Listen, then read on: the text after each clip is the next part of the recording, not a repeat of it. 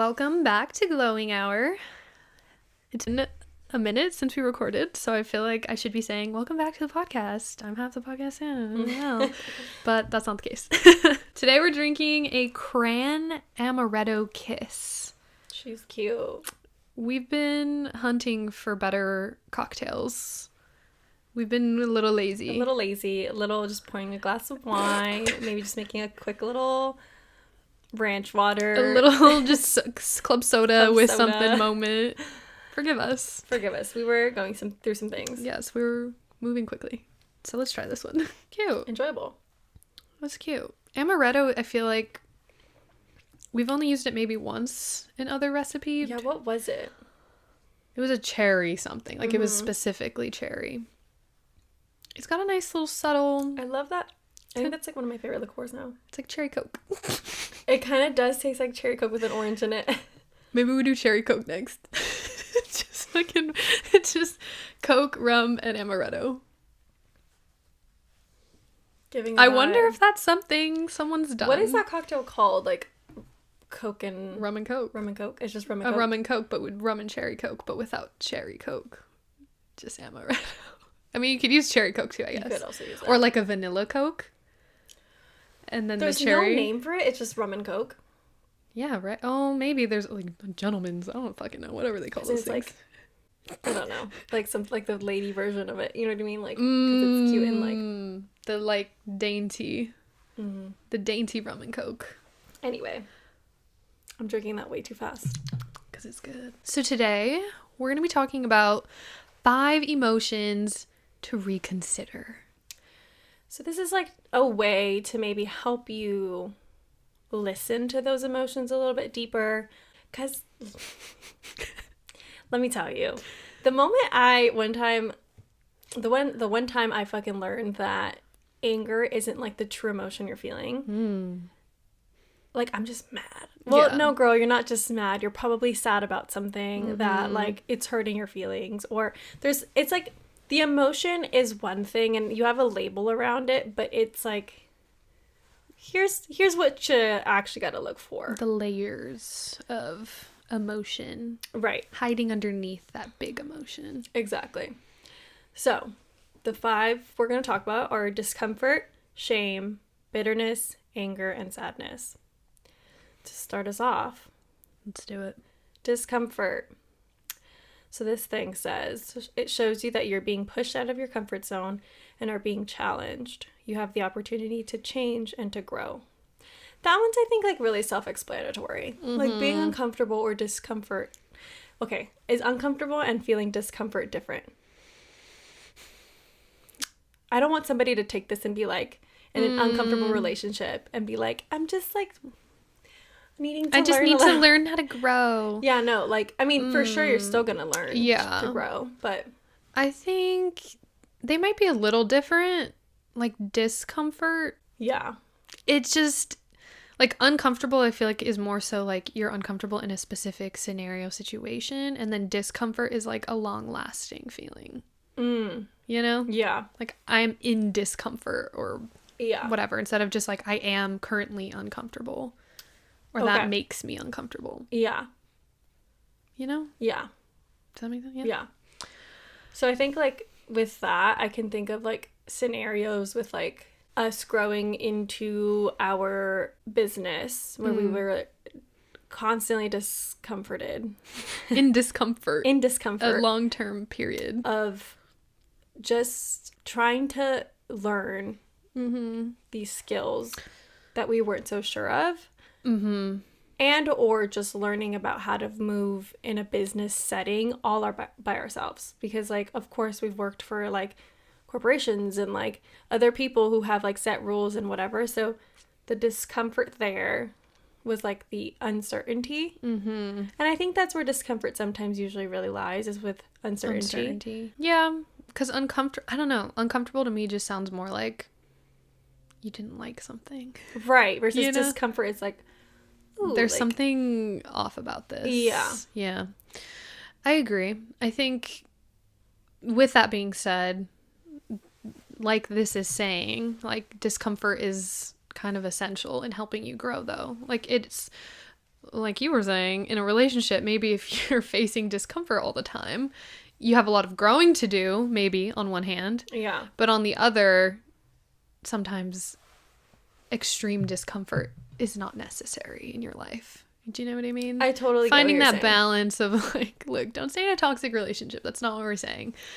But facing discomfort is important. Like, no one's going to do everything the way you want to do it all the time. Right. Or like your partner may challenge you in ways that you never had to deal with before, in like being considerate or like I think a lot of the time when people have been single for a while or have been hurt, the discomfort there is to like learn a new language with another person, if that makes sense, like of how they go about life. And sometimes people tend to just write it off as they don't understand me versus like, are you trying to understand them? It's an opportunity to learn about one another. Right.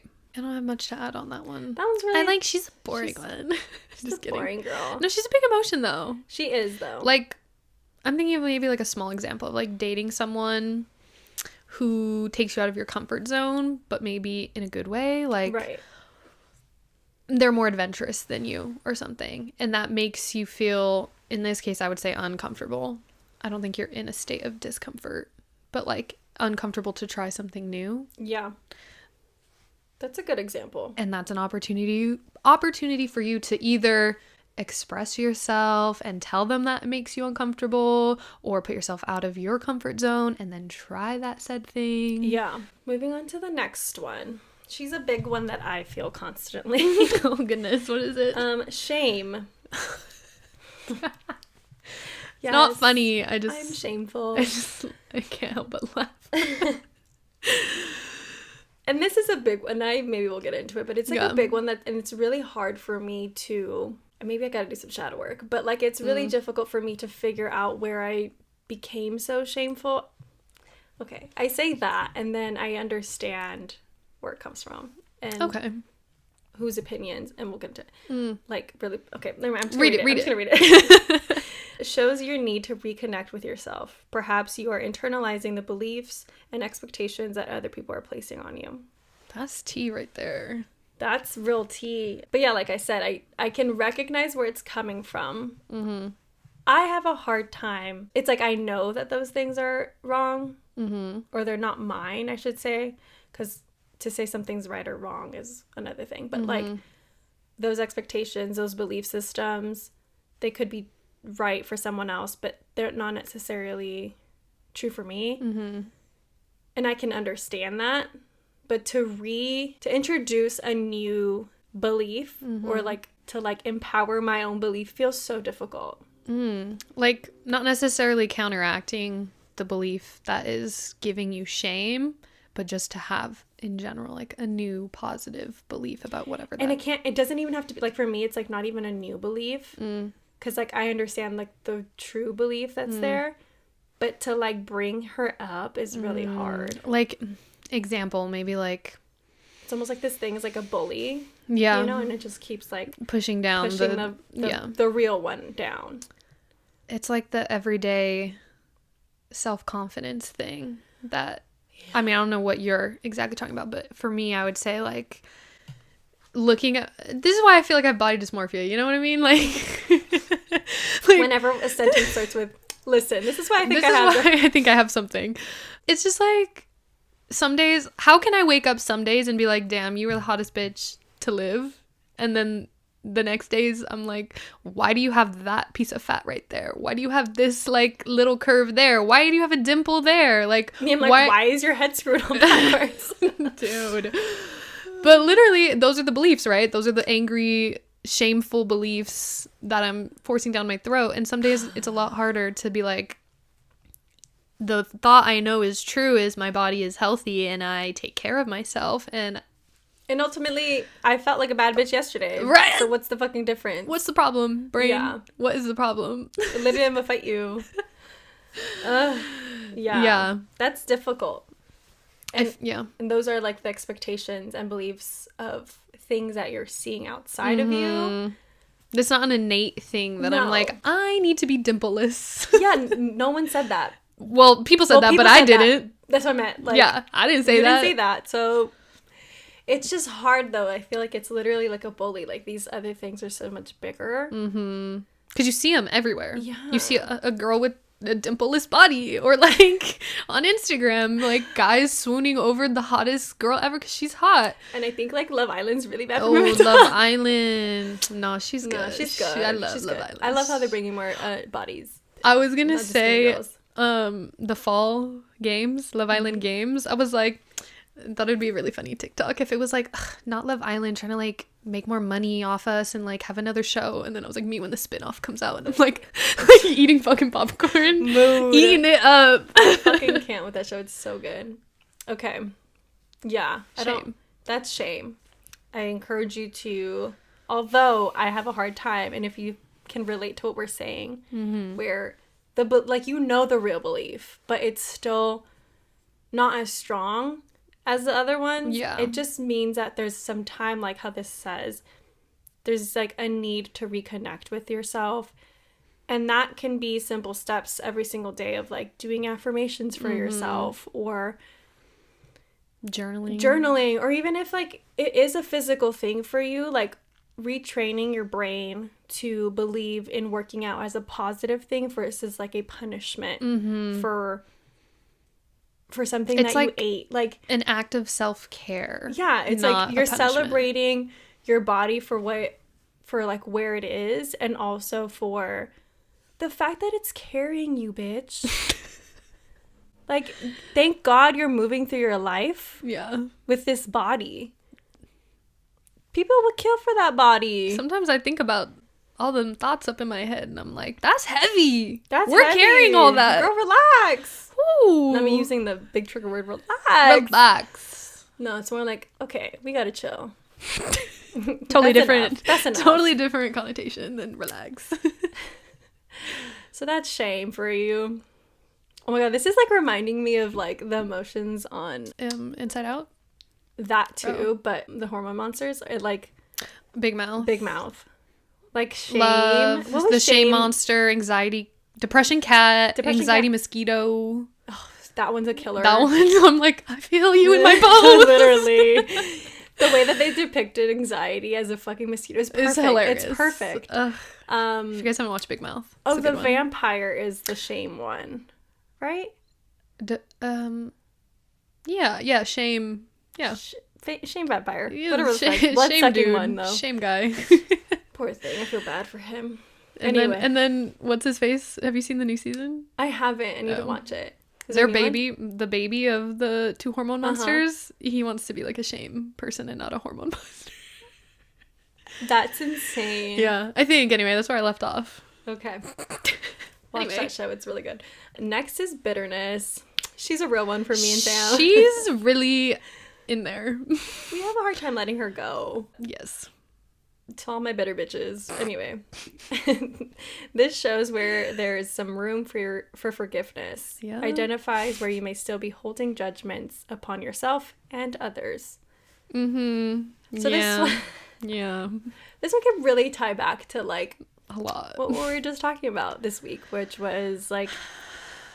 Red flags we didn't let go of. Or didn't take them.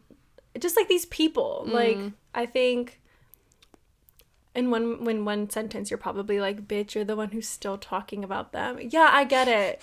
It's a topic, though, that we went through. Anyway. We've already discussed why we keep talking about them, okay? It's not because we like them. But, I mean, at least for me, I'm definitely...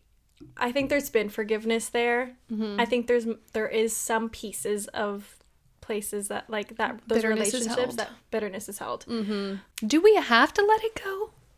I mean, we do, right? For the betterness of us. Exactly. The way I'm going to describe this is, like, to be real with you, I have, like, sexual trauma from, like, previous relationships.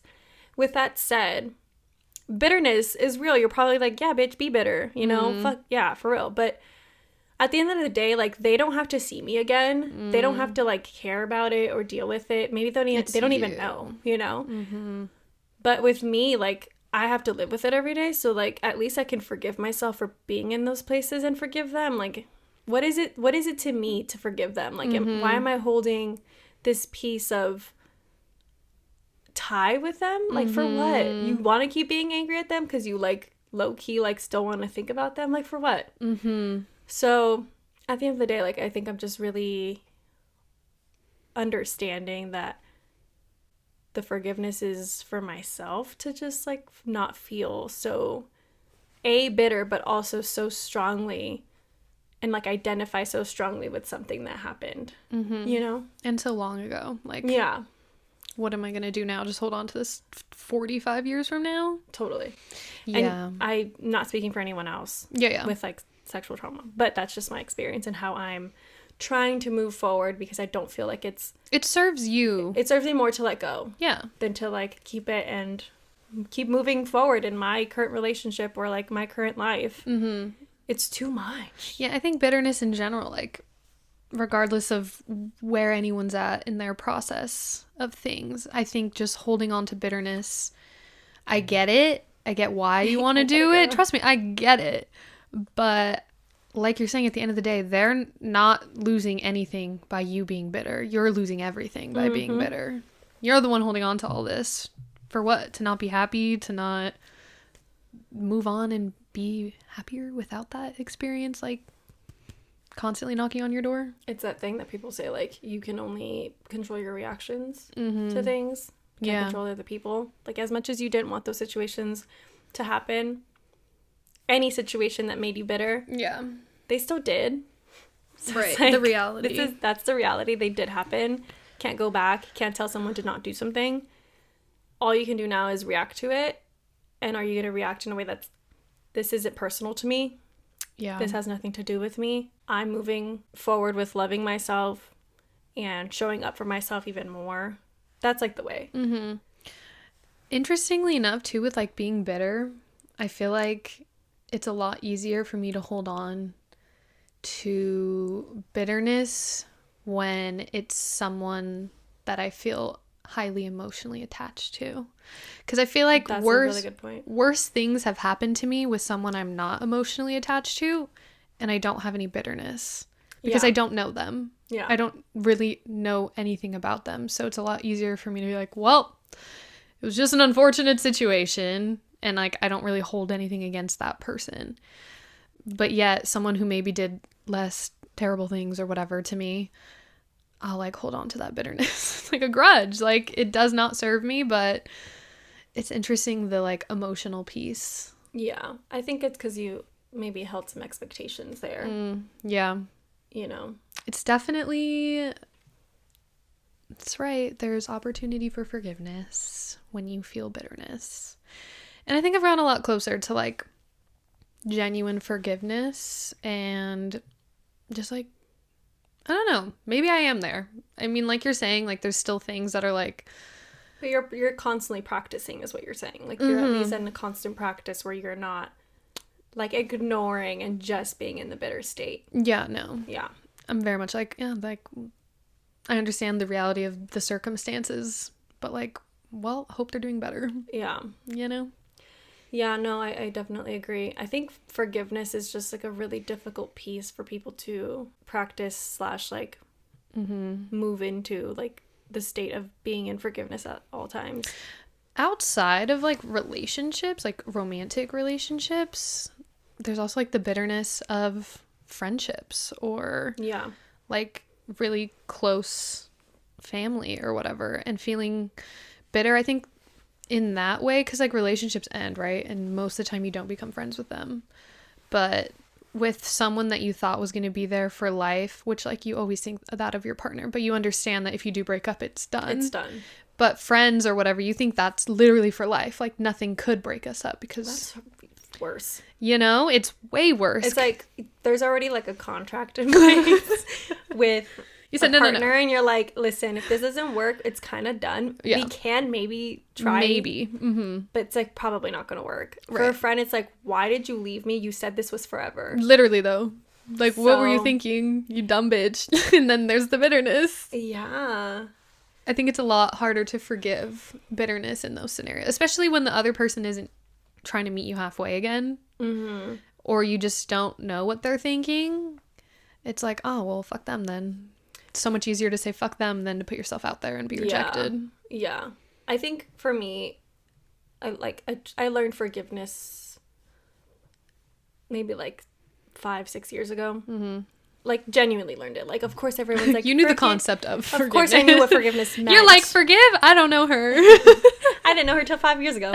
No, but like, I didn't practice her, I guess, until maybe 5-6 years ago. Mm-hmm. But the thing that keeps me in line with it is, of course, the whole, like, it's only gonna hurt you more. Mm-hmm. But also, like, I really hold on to the piece of, like, it's not personal to you. Like, it's not personal. Anything anyone says or does is not a reflection of you, but a reflection of them. Yep. And once you really understand that and continue to remind yourself of that, you're like, oh. Not to be that bitch, but on Temptation Island. I got this bitch addicted. Let's talk about that. Oh, Temptation Island, you guys. Wow, what a show. Season 4 spoilers coming up, okay? If you're watching it, I'm sorry, but they're on season 5 already, so if you're on season 4, fuck you. I haven't even watched season 1. I haven't either. I started at season 3 for some reason. I was literally like, what season should I watch? That one looks spicier. Like, start in the middle. So anyway, so season 4, the whole, like, therapy sessions, I guess, that they have at these bonfires. Yeah. And the therapist, he's a therapist, right? I think so. Or something, right? He went to school for something. He's really good at it. He's good, though. So he talks about just, like, you know, exactly what you're saying. Nothing that you've experienced is your fault. Mm-hmm. And, like, forgive this dumb person. There's the bitterness. Forgive this dumb ass fucking person. Forgive this idiot for ever treating you that way. No, but it's true. Like, once you release the fact that it does have nothing to do with you, so freeing. And, like, it is. I think that's the part that keeps you coming back. Like, even if you don't want to forgive this person for whatever they did to you, it's not about that person. Like, you're releasing yourself from that person. Yeah. You're not releasing what they did and how it made you feel. That'll always, fortunately or unfortunately, like, the bitterness doesn't have to be there. But what happened and how you feel about it will be there. It's just about how you move forward. Here's maybe a little bit of a... like, Tell a us. too real thought. Okay. Do you... Not you, but, like, I'm asking the audience. Yes. I guess all of us. Like, do you think that we hold on to the resentment, the bitterness? Because low-key, you want to be still attached. Yeah. No, 100%. You also want to blame somebody. You want to blame somebody, but you also want to be attached to this thing that like, because, like, okay, good things and bad things happen to you, right? Like, just like when you go on an amazing trip, it's life-changing. It affects you so deeply. When something bad happens, the same thing. Mm-hmm. You want to attach yourself to the fun Italy trip you took, right? La Dolce Vita. But also, you want to attach yourself to the trauma that somebody installed into you based on a situation. But the same way that you can connect, you can disconnect. And, like, when you think about it that way, do you really want to be connected to this person, this situation anymore? Yeah. No. Yeah. But I think you do have a good point that, like, it's easier in a sense to be angry. It is. Than to reflect and be like, how can I forgive this person for what they did? And what do the next steps look like? Oh my God, it's so much easier to be like, nah, just fuck them. Yeah. They fucking suck. Yeah. Like, it's so much easier. I promise. It's just way more worth it on the other side to no longer, because then you move into your whole life. You move into everything with that experience and bitterness. It's like, let's say your friend decided to not be friends with you anymore randomly. It's fucked up, right? And you just forever, I'm like, yeah, fuck that bitch. Like, blah, blah, blah, blah. So every friend you make going forward, you're going to have that bitterness within those friendships, whether you know it or not. You're holding on to the fear, the same fear. Yeah. Like, there's someone out there, everyone's going to do it again. Like, you become cold and, like, literally disconnected from yourself. And that's where, for me, the like, don't take personal shit piece comes in. Where I'm like, that person made that decision for themselves. It has nothing to do with me. Maybe I did hurt their feelings at some point, but because they did not communicate with me, and to me, it feels like out of nowhere, that's all I can go off of. Mm-hmm. So it's not personal to me, because if it was, it would be communicated. Yeah. I could have maybe eased her mind on the anxieties that they were having about our friendship. Yeah. So, but that's the reality. It's not personal to you because it's a decision they made for themselves. Yeah. Clearly we have a lot to say about bitterness amongst all the other emotions. I was going to talk about anger in like a descriptive way, but like we're going to get to her, so. Okay. Anger's next, though. Okay. Identifies where your boundaries are and proves what and who you are passionate about. Ooh. This is so interesting to me because I always feel like anger is not the real emotion, but maybe it is. And it's just like a different direction of what it was. Because I always saw like anger as like you're actually just sad about something, which I think it still can be reflected in that way. I mean, you could be disappointed and that's why you're upset. Yeah, angry, whatever. Like maybe you're disappointed or you're sad about how your boundaries are being disrespected. Angry is still totally an emotion, though. Yeah. What? Just because it's still negative. One you have to go through, though. Yeah. Well, I still see it as an emotion. I just don't see it as like the root one. It's more of like the reaction. Let me explain it. This is where my metaphor was coming in. Okay. Like, don't think about like too much what the Wizard of Oz means, but like the wizard, you know how he's like this big scary like thing? Yes. That's the anger. Okay. But then you like pull the curtain and the little guy inside, just that's a guy. bitterness. Or like needing to forgive, it's sadness. You know what I mean? I love it's this like metaphor, yeah. This is the big emotion that everyone's seeing that you're even feeling. But if you pull back a little bit, what is it that you feel sad about? What is it that you feel bitter about? What are you feeling has been hurting, if that makes sense? I mean, even if you take shame and bitterness, aren't they all still like you feel bitter about something? Why? Because you got hurt. Of course. You know what I mean? Like there's still always going to be that layer, but I see what you're saying, like anger. Yeah. Are you like maybe in a way where like anger doesn't have to be the outward expression? I mean, sometimes anger is healthy though, right? Like that's what I don't know. That really, it's very difficult for me to believe that anger is a positive emotion to express. I think it is, as long as it's not unhealthy or like I think as long as harmful. It's not to someone else. Right. Like I'm angry right now, so I need to like let's bring in a therapy technique. Throw a piece of paper at a wall. I need to scream, sing wherever. Like yeah. I think those are like healthier forms of expression. Obviously, anger is not yelling at somebody or so I get what you're saying. But yeah. What does it say? So, well, no, it just says like where are your boundaries, and it proves what you're passionate about. And I feel like that really like is the description of why you might be feeling angry. Mm-hmm. Like I do feel angry when my boundaries are crossed or not respected. But you know what? Sometimes it is on me because I just expect them to know my boundaries and they're not clearly stated.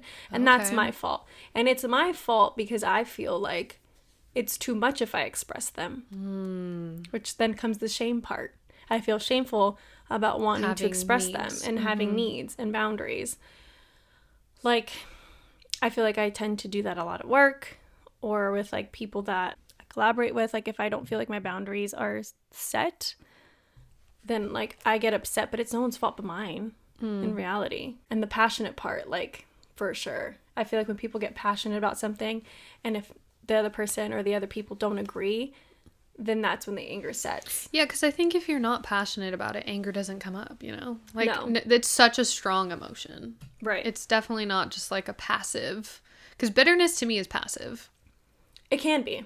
It could bring anger, so I guess if you take bitterness to that extreme. I think I've seen like bitterness. Like petty, then it's petty. Yeah, then it's petty. Petty and bitterness are like they're sisters. You know what I mean? We should be them for Halloween. Bitterness and petty. Anyways, yeah, I think anger is such a nuanced one because everyone learns anger so differently growing up. Like what that looks like. I feel like I had a very great. My mom listens to these. Hello. Hi, Mom. Not in a bad way, but just like my dad was very calm all the time, very level-headed, very logical. So like I learned that aspect from him, but like when my mom was angry about something, we all knew. And not in like a way where she was like explosive or like anything, but like we all knew. The vibe changed. Right. But versus my dad being upset for the most part, obviously, you know, we're people. But like he was always just so calm and logical, which like they both have their benefits, right? Like being a logical person definitely means you're way less emotional and you can't tap in as much to someone feeling something deeply. Or like the real emotions aren't being expressed as much. Mm-hmm. Or just like, I don't know, like... I also think like there is logic to emotion, but there doesn't always have to be. Yeah, At least like in the first beginning stages of processing them, you don't have to go to logic right away. Anyway, go on. No, it's just... I think anger is one of those emotions that everyone handles so differently. Yeah. And that's why I think you have those feelings about anger, because you've like dealt with anger and like deciphering it and like feeling deeply about what's underneath anger in like the recent, no, that was, what'd you say? Forgiveness. You learned forgiveness more. Mm-hmm. But just, I think for me, I've never been like an angry person, I guess. Mm-hmm. Maybe I got that from my dad, like the logical thinking a lot. But when I do get angry, I think everyone knows at the same time. Yeah. No, like, it's very I shut down in one way to describe it because I'm trying to process it. Yeah. Instead of yelling, like some people will yell, I shut down to process it. Like, I'm like, okay, how am I going to deal with this anger? Yeah. Which, like, is that good or bad? I don't know. Maybe neither here nor there. I feel like my expression of anger has changed through the years. Mm-hmm. I think my versions of learning them one was passive. Yes, silent, I did that too. Like silent treatment type vibe. Yeah, I was like shut down bad. Yeah. And then the other side of anger was like an explosive moment and then being like, well, I don't care. I don't care. Like, just, like, being very dismissive versus that's not passive, like, because it was very apparent, but it was dismissive. And I definitely feel like I've shared both things. Mm-hmm. I think I leaned a little bit more, unless I was very, very angry, I would do the explosive thing. But in general terms, I would more so to be passive. Especially in relationships, I would always be passive about things. I think that's also just, like, a way of how we learn to deal with emotions, is that like a shutdown approach. And maybe it is like to process, but that's the initial thing, is to shut down. Mm-hmm. And it's like the wall closed. Don't let anything else in right now. Yeah. It's like learning how to process those emotions without shutting down completely, because you still have to let whoever you're angry with in to some degree. Like, hey, I need a minute. Yeah. You know? Or whatever it is. And it shouldn't be days. Like, it should be moments, maybe an hour. I don't know. Depending on whatever the fuck the situation is, whatever right? You need, yeah. Yeah, I don't know what's going on. But it should be reasonable, and, like, you don't have to have all the answers also. I feel like I always had to have the answers because partners would grill. You know what I mean? It was like, well, what's wrong? Well, how can I fix it? I'm like, dude, I don't know right now. I don't know what I'm feeling. Literally, I'm just mad because I'm passionate about this and I feel like you're disappointing me and I'm bitter about the past and ways you treated me. Like, it's all of it. Yeah. That's a really good point. And I'm ashamed of you fucking doing something again, and now I have to tell my friends or my family, or, you know, like, it turns into this whole fiasco. It's like all of the emotions then get expressed and then I have to go and process them by myself. Then I shut down. Because it's too hard. Last but not least, sadness. It's an indicator of your ability to feel and the depth of your care for others around you. I think that one's like plain and simple. I think a lot of people have, like, I don't want to say like a fear of being sad, but like I think some people are even shameful of being sad. To say they're sad. Yeah. I think there's always such a big importance on being happy. To the point where people feel like they can't be sad. Right. And I think that is such a lovely way to describe it, of like, this just means you're feeling very deeply about something and that you care about people. Yeah. Because almost always it's about somebody or something that has to do with another person. So, or about yourself. And like, that just shows deeply how you feel. Yeah, I think it's maybe embarrassing to admit when you were sad.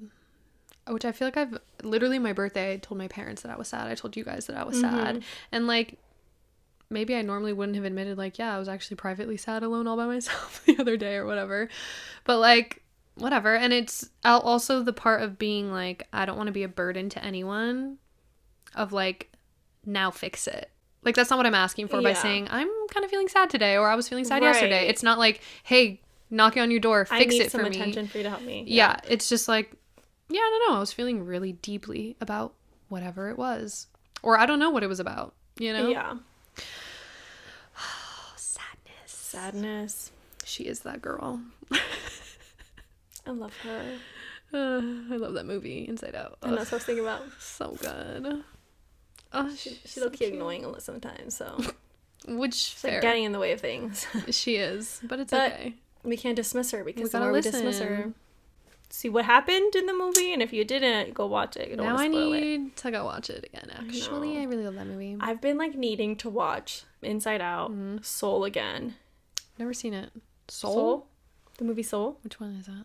It's the one, it's like another Pixar movie about, like, literally souls. Oh, Soul, yes. Yeah, I was thinking Soul, like the sun. Soul.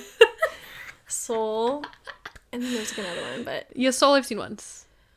I just, like, really want to watch them again. I think it, in that, like, that vibe of... You should watch Elemental. Deeply you haven't seen it yet, have you? I saw Elemental. Oh, you did? In theaters. Okay. You should... Well, you like just the watched opening it. weekend. Yeah, I see Pixar movies on the opening weekends. So I need to watch those too, and I need to watch Barbie again. Yeah, fair. I'd be down to watch it again. Should we go, like, Friday morning? Like a matinee? Maybe we could. Just get in the girlhood mood. Oh, that's fair. Okay. Anyways, girlhood coming soon. Anyway, that's it for this, guys. I hope that this was, like, helpful in some form. It was for me. It was insightful. Mm-hmm. It's good to remind myself, not to say that, like, I know everything about emotions, because I don't. Mm-hmm. But it's a good reminder to really, like, dissect what each emotion means. Mm-hmm. Because then when you're feeling it, you don't feel so guilty. You don't feel upset for feeling that way. You don't have to add more emotions. It's also, like, you know, just validating speaking about it, knowing that you agree with at least one person in the world on the topic. You know what I mean? It's like, maybe we don't agree on exactly everything that, like, we experienced, right, as people or whatever. We're very similar. We're very lucky that way, and we get each other. But, like, we like each other. But, like, it's not all the same, but at the same time, we still are like, I get you. Yeah. And, like, hopefully you guys feel that way about both of us, either of us, or just in general, whatever we're talking about. Like, you can see yourself in the conversation we're having.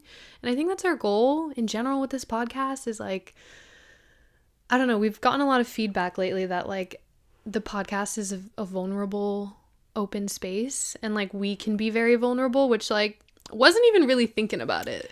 You know? Oh my God, you want me? What? Should I be vulnerable right now? What? This is, like, not necessarily, I mean, maybe it is. It is, because it has to do with shame.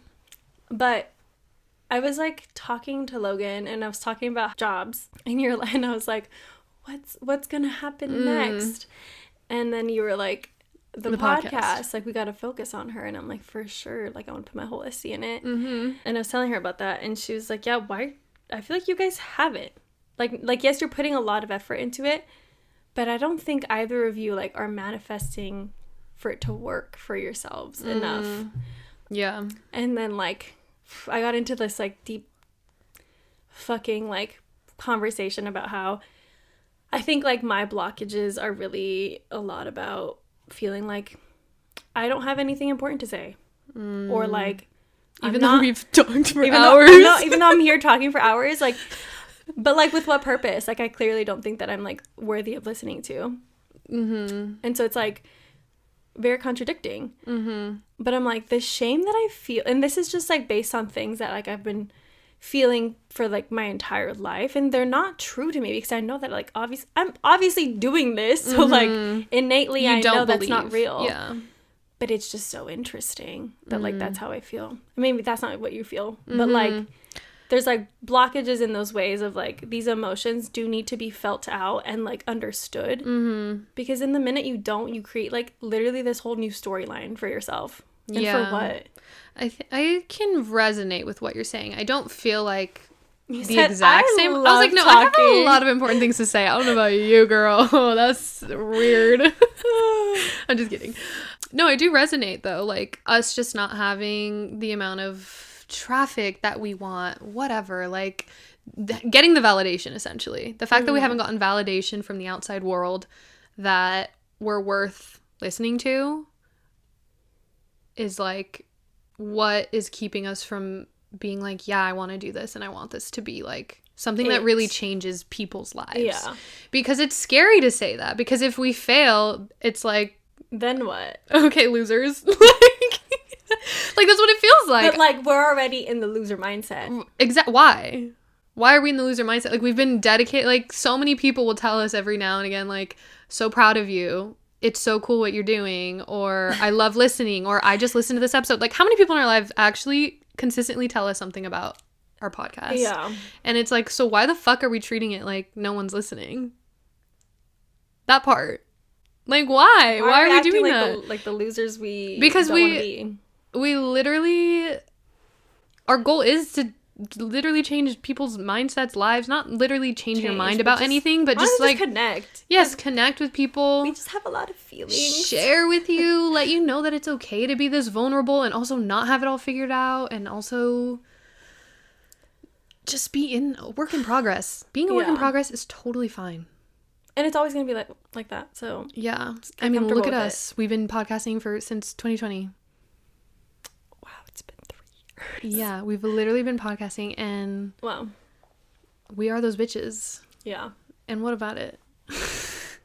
We've had different like variations or versions of ourselves, and it's okay. Just want to make sure that you know that the transitions you're making, the peace that you're trying to find within yourself, we're proud of you.